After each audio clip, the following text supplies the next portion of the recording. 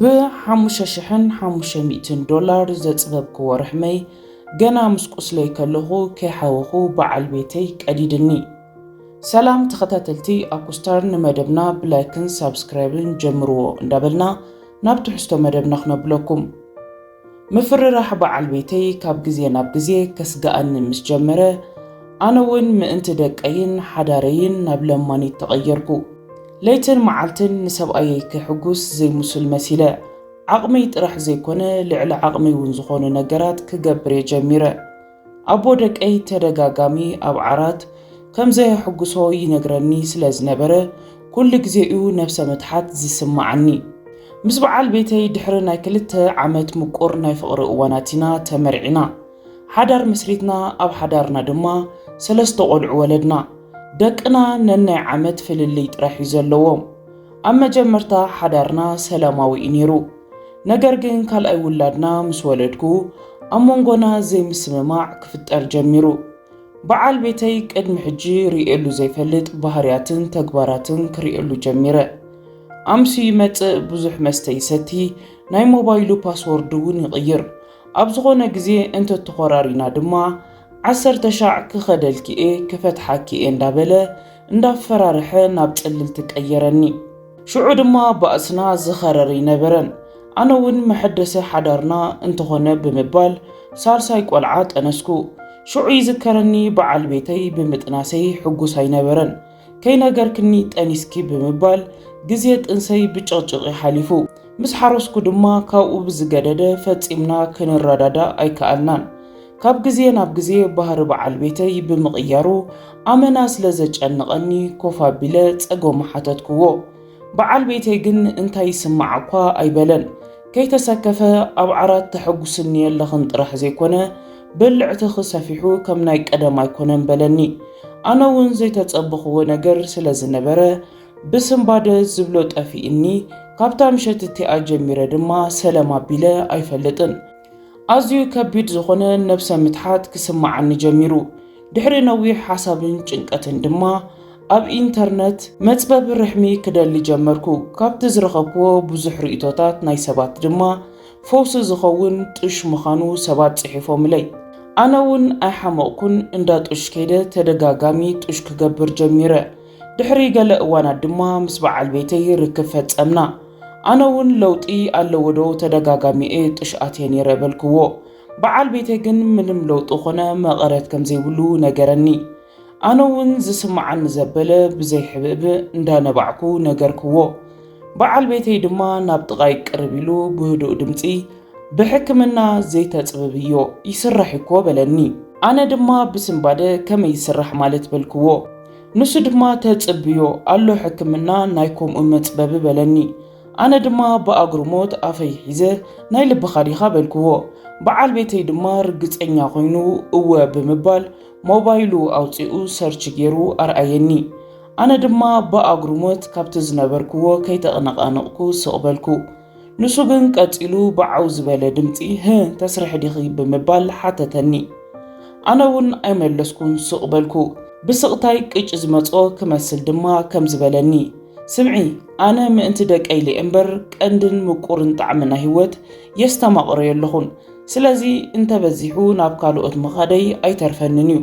ድሓር ንዓይ ከይትወቕስል ንበለኒ። ኣነ እውን ብስምባደ በቃ ክሓስበሉ ኣብዚ 2 መዓልቲ መልሲ ክነግረካ የበልክዎ። ኣብተን ክሓስበለኒ ዝበልክወን 2 መዓልታት ድማ ሰለማ የበልኩን። ብዓይነይ ድቃሳይ ሓለፈን።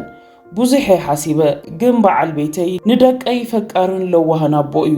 ደቀይ ድማ ብዘይ ኣቦኦም ዘይውዕሉን ዘይሓድሩን ብምዃኖም ምእንቲ ሓዳረይን ደቀይን መስዋእቲ ክኸፍል በጃ ክኸውን የወሲነ።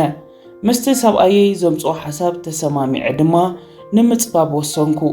በዓል ቤተይ እውን ብውሳነይ ተሓጒሱ ናብቲ ሆስፒታል ሒዝኒ ኸደ። ኣብ መጀመርታ መዓልቲ ቸክ ጥረሖም ገይሮምኒ፣ ዋጋ እውን ነጊሮምና። ናይ መጽበቢ ዋጋ ድማ $5,500 በሉና።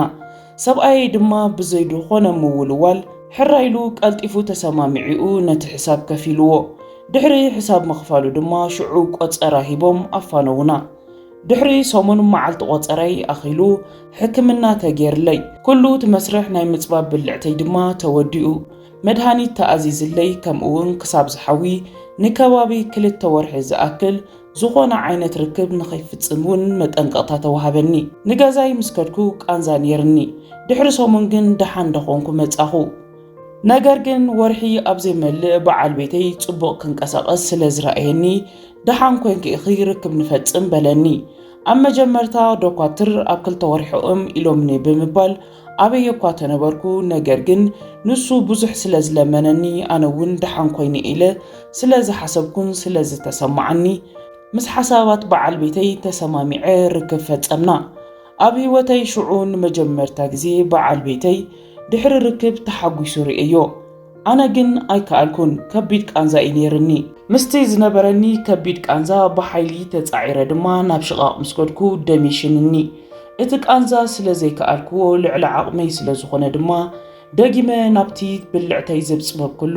ሕክምና ኸድኩ እቶም ዝሰርሑኒ ዶኳትር ምስ ረኣዩን እውን ኣዝዮም ሰንበዱ ንምንታይ ርክብ ፈጺምኪ ኢሎም ድሕሪ ምቆያቖም ድማ ናይ ውሽጢ ርሕመይ መንደቕ ከም ዝተቐደደ ነገሩኒ ንዕኡ ንሕክምና ዝኸውን ድማ ገንዘብ ስለ ዘድልየኒ ንበዓል ቤተይ ክኸፍለለይ ሓተትክዎ በዓል ቤተይ ግን ዘይከምቲ መጀመርታ ተሓጒሱ ዝኸፈሎ ነዚ ዳሕረዋይ ክኸፍለለይ ከሎ ግን ብሓዘንን ብሕርቃንን ኮይኑ ኣነዋሪ ጸርፊ እንዳጸረፈ ይከፊልለይ ኣብ ሕክምና ድማ ነዊሕ ደቂሰ ተሓከምኩ ሕክምናይ ወዲኤ ወላኳ እንተወጻኹ ናብ ገዛይ ተመለስኩ ከምኡውን እቲ ግዜ ነዊሕ እንተሓለፈ ክሳብ ሕጂ ግን ሓሓሊፉ ዝስማዓኒ ከቢድ ቃንዛ ኣሎ በዓል ቤተይ ድማ መኻዱ ዘይተርፎ ኣባላሽኒ ርሕመይ ቀዲዱ ይኸይዱ ኣብዚ ሕጂ ኮይነ ክሓስቦ ከለኹ ኣመና እዩ ዘጣዕሰኒ ብምመንነተይ ክኾርዕ ዝግባኣኒ ነይሩ ገፊሑ ጸቢቡ ወላ ይበለኒ እምበር ከምዛ ዓይነት ውሳኔ